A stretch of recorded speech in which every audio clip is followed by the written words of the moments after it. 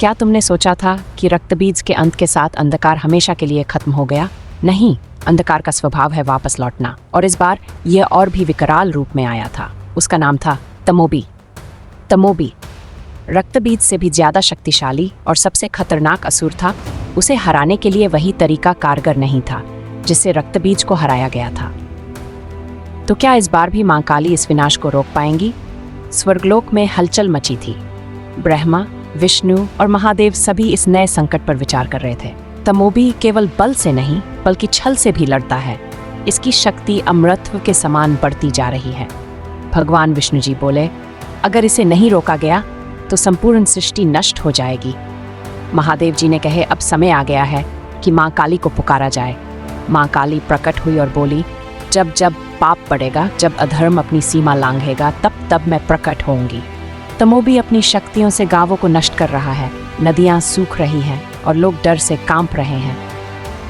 तमोबी गर्जन करता हुआ घमंड भरे स्वर में बोला, रक्तबीज को हराने में काली को कितनी मेहनत करनी पड़ी थी, लेकिन मैं उससे भी 1000 गुना शक्तिशाली हूँ।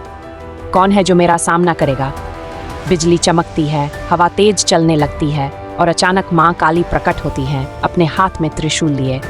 माँ काली बोली, अरे दुष्ट, तेरी शक्ति चाहे कितनी भी बढ़ जाए, लेकिन मैं वह शक्ति हूँ जिसे स्वयं काल भी डरता है। युद्ध शुरू होता है।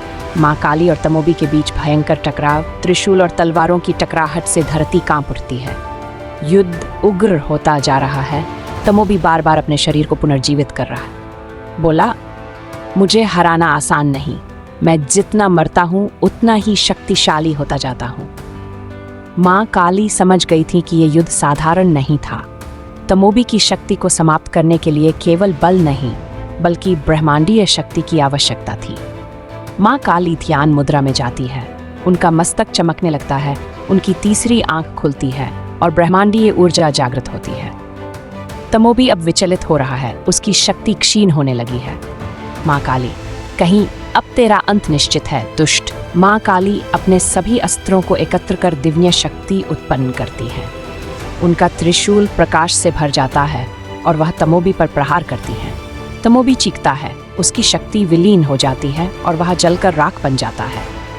जब माँ काली का प्रकोप जागृत होता है तब स्वयं मृत्यु भी भयभीत हो जाती है। चारों ओर प्रकाश फैल जाता है, देवता स्तुति करने लगते हैं और माँ काली अपने शांत स्वरूप में आ जाती है। यह कथा केवल एक दानव के अंत की नहीं है।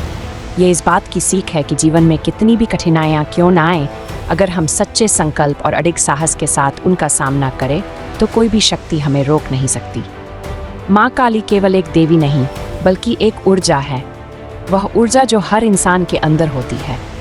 जब भी जीवन में अंधकार बढ़े, जब भी कोई तमोबी हमारे मन में डर पैदा करे, तब याद रखना, माँ काली हमारे भीतर ही है।